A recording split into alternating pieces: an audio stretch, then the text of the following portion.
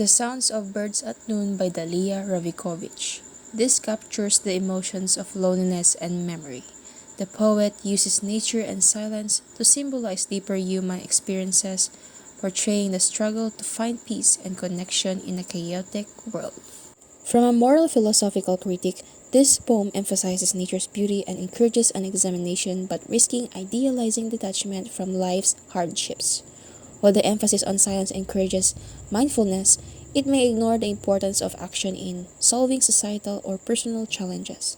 Its power originates from its appeal to reconnect with nature and find peace, but a larger viewpoint could reconcile peace with purposeful involvement. Upon reflection, this poem strikes a fine balance between nature's peacefulness and human contemplation. The poem uses a strong imagery to encourage readers to stop and appreciate the transient moments of beauty. It emphasizes the relationship between extremal calm and interior peace, reminding us of life's subtle yet significant cycles.